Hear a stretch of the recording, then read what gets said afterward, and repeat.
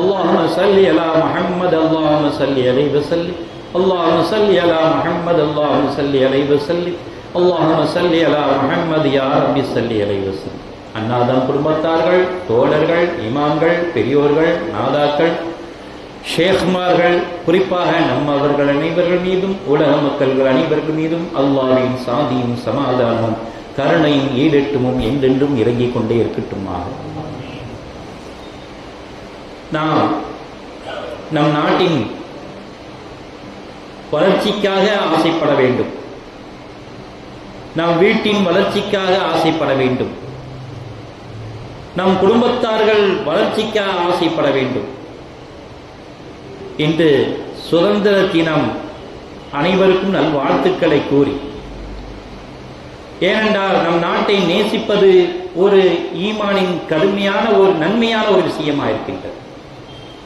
நம் நாட்டை நேசிக்க சொல்லி பெருமானார் ரசூலை கரீம் ஸல்லல்லாஹு அலைஹி அவர்கள் சொல்லித் தந்த அடிப்படையிலே நம் நாட்டை நேசிக்கின்றோம், நம் வீட்டை நேசிக்கின்றோம், நம் குடும்பத்தை நேசிக்கின்றோம். அதன் அடிப்படையிலே நம் நாடு வளர்ச்சியுற நாம் ஆசைப்பட வேண்டும், அதற்காக பாடுபட வேண்டும். ஆசைப்படுவது ஏராளமாக விஷயம் இருக்கின்றது. கற்பனையில் நாம் சிறகு இருந்தால் வானத்தில் பறந்து வரலாமே, மீனை போல் நீந்தி வரலாமே, உலகத்தை சுற்றி வரலாமே என்ற ஆசைகள் ஏராளம். இதெல்லாம் தவறா என்றால் நிச்சயமா தவறில்லை. அனைத்தையும் சக்தி உள்ள வல்லவன் கொடுக்க தயாராக இருக்கும் பொழுது நம்மை பதக்காக்க வைக்க இறைவனால் முடியாது என்று சொன்னால்தான் தவறு. நம்மை நீந்த வைக்க முடியாது என்று சொன்னால்தான் தவறு. நம் உலகத்தை முழுவதும் சுற்றி வர என்னை இறைவன் உண்டாக்க முடியாது என்று சொன்னால்தான் தவறு. அவனால் அனைத்தும் நடக்கும். நம்மை பறக்க வைக்க முடியும் விமானம் மூலமாக, நம்மை நீந்த வைக்க முடியும் கப்பல்களின் மூலமாக, நம்மை உடலில் முழுவதும் சுத்த வைக்க முடியும் பல வாகனங்கள் மூலமாக நிரூபித்து காட்டியிருக்கின்றான். ஆக அனைத்தையும் நாம் கனவு காங்க வேண்டும் என்பதல்ல, நினைவுபூர்வமாக நாம் இறைவனிடம் ஒப்படைக்க வேண்டும். யா அல்லாஹ், எனக்கு நீயே என்னுடைய ஆசையை பூர்த்தி செய்வாயாக. என்னை கோடீஸ்வரன் ஆக்க வேண்டும் என்று நாடினால் அதையும் உன்னால் முடியும். என்னை படிப்பிலே முன்னேற்றமாக வேண்டும் என்றால் அதுவும் இறைவனால் முடியும். ஆகவே உன்னிடம் நாங்கள் அடைக்கலம் கொள்கின்றோம். எனக்கு அனைத்து சகலத்தையும் என்னுடைய ஆசைகளையும் பூர்த்தி செய்வாயாக. ஒவ்வொரு உள்ளத்திலும் ஆசைகள் இருக்கும். சில உள்ளங்களில் இந்த பெண்ணை அடைய ஆசை இருக்கும், சில உள்ளங்களில் இந்த பொன்னை அடைய ஆசை இருக்கும், சில உள்ளங்களில் இந்த மண்ணை அடைய ஆசை இருக்கும். அனைத்தும் பூர்த்தி செய்யக்கூடியவன் வல்லவனாயிருக்கின்றான் அல்லவா? ஆகவே தான் ஆசைப்படுவர்கள் எல்லாம் ஆசை கொள்ளட்டும் என்று அல்லாஹ் தஆலா சொல்லி காட்டுகின்றான். எவ்வளவு ஆசை கொள்ள வேண்டுமோ அவ்வளவு ஆசை கொள்ளுங்கள். அந்த ஆசை ஆர்வம் கொள்ள வேண்டும் என்று அல்லாஹ் தஆலா அந்த ஆசையின் பக்கம் தூண்டி உங்கள் சொர்க்கத்தின் மீதும் ஆசை வைக்க வேண்டும் என்று அல்லாஹ் தஆலா சுட்டி காட்டுகின்றான். சொர்க்கம் நமக்கென கிடைக்காது என்று நீங்கள் அதைரியப்படாதீர்கள், தைரியமாக இருங்கள். இறைவன் சொர்க்கத்தை கொடுப்பான். அல்லாஹ்விடம் இருப்பது முடிவுறா கனமாயிருக்கின்ற அவன்கிட்ட இந்த விஷயம் தான் முடியும் என்று சொல்றதில்லை. முடிவுறா கணம் இறைவன் கொடுக்கக்கூடிய விஷயம் முடிவுறா கணம். அவன் எதையெல்லாம் தரக்கூடியவனாக இருக்கின்றான். அழியா பொக்கிஷம் இறைவன். நம்முடைய வாழ்க்கையை அழியக்கூடியது, நம்முடைய பொருள்கள் அழியக்கூடியது, நம் ஆசைகள் இறைவன் நாடினால் அழியாத பொக்கிஷமாக மறுமை வரையும் கொண்டு செல்லக்கூடியது. ஆசை மட்டும்தான் அழியாதது, மறுமை வரையும் கொண்டு செல்லக்கூடியது. நாம் அபூர்வமான விஷயங்கள் எல்லாம் நமக்கு அல்லாஹ் தஆலா அள்ளி தரக்கூடிய விஷயமாக இருக்கின்றது இந்த ஆசையின் மூலமாக. ஆகவே தான் ஆசை கொள்ளுங்கள், அதுக்கு நன்மை நம்மை எல்லாம் தயார்படுத்திக் கொள்ளுங்கள் என்று அல்லாஹ் தஆலா உத்தரவிடுகின்றான். பெருமானார் ரசூலை கரீம் ஸல்லல்லாஹு அலைஹி அவர்கள் சொல்லி காட்டினார்கள், உங்களுக்கு பயனளிப்பதையே ஆசைப்படுங்கள். நமக்கு என்னென்ன பிரயோஜனம் இருக்கின்றதோ அதையெல்லாம் ஆசைப்படுங்கள். இறைவனிடம் உதவி தேடுங்கள், தளர்ந்து விடாதீர்கள் என்று சொல்லி காட்டியிருக்கின்றார். முஸ்லிமிலே பதிவு செய்யப்பட்ட ஹதீஸ் 5178 பதிவு செய்யப்பட்ட ஹதீஸா இருக்கின்றது.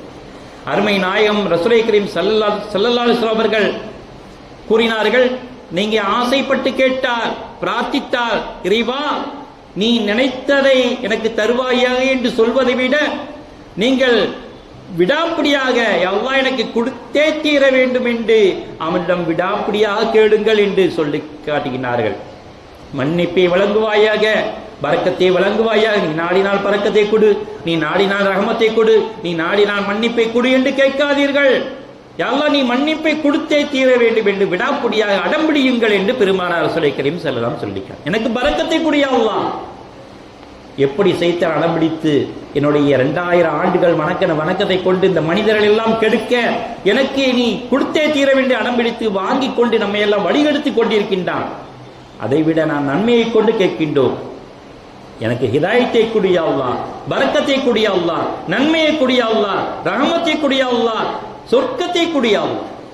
எல்லாம் விடாப்பிடியாக கேளுங்கள், இறைவனிடம் வற்புறுத்தி கேளுங்கள், பெரிதாக ஆசைப்படுங்கள் என்று பெருமானார் ரசூலுல்லாஹி கரீம் ஸல்லல்லாஹு அலைஹி வஸல்லம் அவர்கள் சொல்லிக்காட்டி. ஏனெனில் அவன் கொடுக்கின்றதும் அவனுக்கு பெரிதான கஷ்டமான ஒரு விஷயமே இல்லை. எதை கேட்டாலும் அவனுக்கு கஷ்டமா? நீங்கள் எதை கேட்டாலும் இது கொடுக்க முடியாது என்று சொல்ல முடியாத அளவுக்கு அவனை சிரமப்பட்டவனா? நிச்சயமா இல்லை. அனைத்தையும் கொடுக்கக்கூடிய வல்லமை படைத்தவன். நீங்கள் கேட்கக்கூடியது வல்லமை பொருந்திய அல்லாஹ்விடம் கேட்கின்றோம் என்று நம்பிக்கையுடன் கேளுங்கள் என்று பெருமானார் ரசூலுல்லாஹி கரீம் ஸல்லல்லாஹு சொல்லி காட்டினார்கள். அபூ ஹுரைரா ரலியல்லாஹு அன்ஹு அறிவிக்கின்றார்கள். முஸ்லிமிலே 5201 ஹதீஸிலே பதிவு செய்யப்பட்ட ஹதீஸா இருக்கின்றது. நாம் எப்படி கேட்கின்றோம்? அல்லாஹ்விடம் விடாப்பிடியாக கேட்கவில்லை. ஏனா தோணும் விக்காடு போட்ட மாதிரி அல்லாஹ் எனக்கு அது கூட இதை கூட அப்படி அளவு இப்படி நெஞ்சு போயிடும். அப்படி கேட்காதீர்கள். மனமொத்த மனம் உருகி அல்லாஹ்வோட விடாப்பிடியாக கேளுங்கள் என்று அல்லாஹ் தஆலா சொல்லி காட்டினா பெருமானார் ரசூலுல்லாஹி கரீம் ஸல்லல்லாஹு அலைஹி வஸல்லம் அறிவிக்கின்றார்கள். பெருமானார் ஸல்லல்லாஹு அலைஹி வஸல்லம் கூறினார்கள், ஒருவரை ஆசைப்பட்டால் பெரிதாக ஆசைப்படட்டும், கேட்கும் இடமெல்லாம் இறைவன் கொடுக்கக்கூடிய இடமாயிருக்கின்றது என்று நினைத்து கேட்கட்டும் என்று. அவனுக்கு எதுவுமே தூரமானது இல்லை, அவன் எதுவுமே பாரமானது இல்லை என்று நம்பிக்கை கொண்டு கேளுங்க என்று பெருமானார் ரசூலுல்லாஹி கரீம் ஸல்லல்லாஹு அலைஹி சொல்லி காட்டினார்கள். முஹம்மது அல் கஸ்ஸாலி ரஹ்மத்துல்லாஹி அவர்கள் கூறினார்கள், அருமநாயகம் ரசூலுல்லாஹி கரீம் ஸல்லல்லாஹு அலைஹி அவர்கள் கூறியதாக, ஒருவர் ஆசைப்பட்டார். நடந்து கொண்டிருக்கின்ற போது மிகப்பெரிய மலை குவியல். அந்த மலை குவியலை பார்த்து ஆசைப்பட்டார். இதெல்லாம் உணவாக ஆக வேண்டுமே, இப்படி உணவாக மாறிவிட்டால், உணவு தானியங்களாக மாறிவிட்டால் நான் ஏழைகளுக்கு வாரி வாரி வழங்குவேனே என்று ஆசைப்படுகின்றார். ஏனென்றால் அப்பொழுது அவருக்கு இறங்கப்பட்ட ஒரு நபி சொல்லி காட்டினார்கள், நீங்கள் ஆசைப்படுங்கள், எல்லோருக்கும் உதவி செய்வதாக ஆசைப்படுங்கள் என்று உபதேசம் செய்தார்கள். அந்த உபதேசம் அவர் காதிலே கேட்கின்றது. இந்த மலை என்ற ஒண்ணுமில்லையே, நீங்கள் ஆசைப்படுங்கள், எல்லோருக்கும் உதவி செய்வதாக ஆசைப்படுங்கள் என்று சொல்லி காட்டினார்களே நமது நபி. ஆனால் என்னிடம் ஒன்றுமில்லை, இந்த மழையெல்லாம் உணவு தானியங்களாக மாறிவிட்டால் நான் ஏழைகளுக்கு வாரி வழங்குவேனே என்று சொல்லி காட்டினார்கள். பெருமானார் ரசூலுல்லாஹி கரீம் ஸல்லல்லாஹு அலைஹி வஸல்லம் இந்த ஹதீஸை சொல்லி காட்டி, அந்த மனிதர் ஆசைப்பட்டதற்காக அவ்வளவு பெரிய நன்மையை அல்லாஹ் அவருக்கு எழுதி வைத்தான் என்று சொல்லி காட்டினார். அவர் வாரி வழங்கவில்லை, உணவு தானியங்கள் கையில் இல்லை, ஆசைப்பட்ட ஒரு விஷயத்திற்காக வேண்டி, அல்லாஹ் இந்த மலை குவியலை நீ உணவு தானியங்களாக மாற்றிவிட்டால் நான் எல்லோருக்கும் வாரி வழங்குவேனே என்று ஆசைப்பட்டார் அல்லவா, அந்த ஆசைப்பட்டதை நன்மையாக அல்லாஹ் தஆலா எழுதி வைத்து விட்டான் என்று அந்த நபிக்கு வஹி மூலமா, அந்த நபருடைய நபிக்கு வஹியாக அனுப்பியதை பெருமானார் ரசூலுல்லாஹி கரீம் ஸல்லல்லாஹு அலைஹி வஸல்லம் நமக்கு சொல்லி காட்டினார்கள் என்றால், நாம் ஆசைப்படுவதை கூட நாம் நன்மையாக ஆசைப்படுங்கள் என்று சொல்லி காட்டியிருக்கின்றார். ஏனோதான ஆசைப்படாதீர்கள். ஒன்று நமக்கு பிரயோஜனமாக இருக்க வேண்டும், அல்லது நமக்கு நன்மையின் பிரயோஜனமாக இருக்க வேண்டும் என்று சொல்லி காட்டினார்கள். பெருமானார் ரசூலுல்லாஹி கரீம் ஸல்லல்லாஹு அலைஹி வஸல்லம் அவர்களும் ஆசைப்பட்டார்கள். ஹஜ்ரத் அப்துல்லா பின் மஸ்ஊத் ரலியல்லாஹு அன்ஹு அவர்கள் கூறினார்கள், கண்மணி நாயகம் ரசூலுல்லாஹி கரீம் ஸல்லல்லாஹு அலைஹி வஸல்லம் அவர்கள் ஆசைப்பட்டார்கள். எப்படி ஆசைப்பட்டார்கள் தெரியுமா? என்னுடைய உம்மத்துமார்கள் 4 பங்கில் 1 பங்கு சொர்க்கம் செல்ல வேண்டும் என்று ஆசைப்படுகின்றேன் என்று சொன்னார்கள். சஹாபாக்கள் எல்லாம் அல்லாஹு அக்பர் என்று வணங்கினார்கள். இன்னும் ஆசைப்பட்டார்கள், என்னுடைய உம்மத்துமார்கள் எல்லாம் 1/3 பங்கு சொர்க்கம் செல்ல வேண்டும் என்று ஆசைப்பட்டார்கள். அல்லாஹு அக்பர் என்று சஹாபாக்கள் எல்லாம் சந்தோஷமாக கூக்குரலிட்டார்கள். இன்னும் ஆசைப்பட்டார்கள், என்னுடைய உம்மத்துமார்கள் எல்லாம் 2/1 பங்கு பாதியால் சொர்க்கம் செல்ல வேண்டும் என்று நான் ஆசைப்படுகின்றேன் என்று சொல்ல சஹாபாக்கள் எல்லாம் அல்லாஹு அக்பர் என்று தக்பீர் முழங்குகின்றார்கள் என்றால் பெருமானார் ரசூலுல்லாஹி கரீம் ஸல்லல்லாஹு அலைஹி வஸல்லம் ஆசை அவ்வளவு ஆசைவாயிருக்கின்றது. உம்மத்துமார்கள் மேலே அவ்வளவு பெரிய ஆசை. பாதிக்கு பாதியாவது சொர்க்கம் செல்ல வேண்டுமே, அவ்வளவு ஆசைப்பட்டார். முஸ்லிமிலே பதிவு செய்யப்பட்ட ஹதீஸ் 376, திருமதியிலே 2470 பதிவு செய்யப்பட்ட ஹதீஸா இருக்கின்றது. மற்றொரு ஹதீஸிலே சைத்தானும் ஆசைப்படுகின்றான், வலா தஜிது அக்ஸரஹும் ஷாக்கிரீன், நீங்கள் அவர்களை பெரும்பாலானோர் உனக்கு நன்றி செலுத்தாதவர்களாக நான் ஆக்கி காட்டுகின்றேன் என்று சைத்தானும் ஆசைப்படுகின்றான். உனக்கு எல்லோரும் நன்றி செலுத்தக்கூடியவர்களா ஆவார்களா, உனக்கு பெரும்பாலும் நன்றி செலுத்தாதவர்களாக நான் ஆக்கி காட்டுகின்றேன் என்று சைத்தானும் ஆசைப்படுகின்றான். தன் ஆசையை கூறுகின்றான் சைத்தான். கால அல்லாஹ் சொல்லினா கால அஹ்ரஜ் மின்ஹா மதுஊமன் மதுஊரா, அதற்கு இறைவன் நீ நிந்திக்கப்பட்டவனாக இருக்கின்றாய், விரட்டப்பட்டவனாக இருக்கின்றாய், நீ வெளியேறு, இங்கே இருக்காது, நீ வெளியேறு என்று சொல்லி லமன் தபியக்க மின்ஹும் லா அம்லன்ன ஜஹன்னம மின்கும் அஜ்மாயின், அவர்களில் உன்னை பின்பற்றுவர்கள் யாவரும் கொண்டு நிச்சயமான நரகத்தை நிரப்புவேன் என்று சொல்லி காட்டினார்.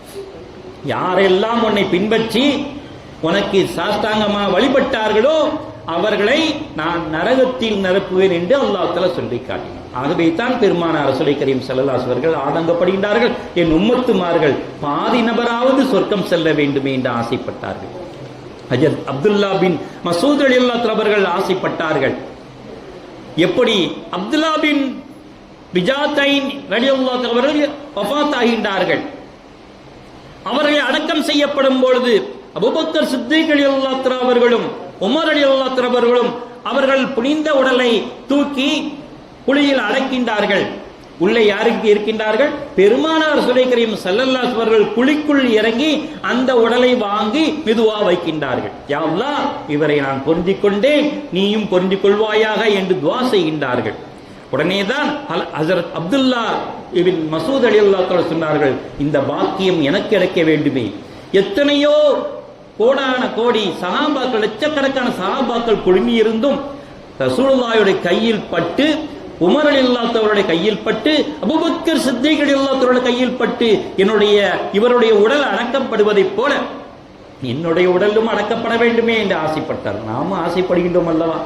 ஒரு மையத்து வீட்டுக்கு போனா சமீபத்தில் எத்தனையோ பேர் இறந்து போயிருந்தார்கள், வஃபாத் ஆகிவிட்டார்கள், நம்மை விட்டு எல்லாம் பிரிந்து விட்டார்கள். ஆனால் அவர்களை காண எத்தனையோ பேர்கள் பள்ளிவாசல் குலுங்க அத்தனை நபர்கள் வந்தும் அவர்களுக்காக துஆ செய்தார்கள். நம்ம ஆசைப்படுவோம், நம்முடைய மையத்துக்கு இப்படி வருவார்களா, நம்முடைய மையத்துக்கும் இவ்வாறு வருவார்களா, நமக்கா துஆ செய்வார்களா, இறைவனிடம் மன்றாடுவார்களா, வரிசை நிற்பார்களா என்று நாம் ஆசைப்பட வேண்டும் என்று பெருமானார் ஸல்லல்லாஹு அலைஹி வஸல்லம் சொல்லி காட்டினார். எப்படி ஹஜ்ரத் அப்துல்லா பின் மசூத் ரலியல்லாஹு அன்ஹு அவர்கள் ஆசைப்பட்டார்களோ அதே போல ஆசைப்படுங்கள் என்று சொல்லி காட்டினார். அந்நேரம் பெருமானார் ரசூலுல்லாஹி கரீம் ஸல்லல்லாஹு அலைஹி வஸல்லம் அவர்கள் இந்த ஹதீஸில் சொல்லி காட்டி இப்படி பிரயோஜனமான ஆசையா படுங்கள் என்று சொல்லி காட்டினார். ஹஜ்ரத் அம்ர் பின் அல் ஜமு ரலியல்லாஹு அன்ஹு அவர்கள் கால ஊனமா இருக்கின்றார்கள். அப்பொழுது உஹது போரிலே கலந்து கொள்ள ஆசைப்படுகின்றார்கள். தன்னுடைய 4 மான்களும் தடுக்கின்றார்கள். பாப்பா, கால் ஊனமா இருக்க, நீங்க போய் போர்ல செய்யலாமா? உங்களுக்கு தான் விதிவிலக்கு இருக்கின்றது. கால் ஊனமானவர்கள், குருடானவர்கள், முடமானவர்கள் போரில் கலந்து கொள்ள கூடாது என்று விதிவிலக்கு இருக்கின்றது அல்லவா? நீங்களும் போரில் கலந்து கொள்ளலாமா? சும்மரிப்பா, நன்மை, பெரிய நன்மை. நம்முடைய பெருமானார் ரசூலுல்லாஹி கரீம் ஸல்லல்லாஹு அலைஹி வஸல்லம் அனுமதி கேட்கின்றார்கள். உங்களுக்கு விதிவிலக்கு இருக்கு, இஷ்டம் தான் நீங்க போர்ல கலந்து கொள்ளுங்க, அவர்களை தடுக்காதீர்கள் என்று அவருடைய மகனை தடுக்கின்றார்கள். தடுக்காதீங்க, ஆசைப்படுறதை தடுக்காதீர்கள்.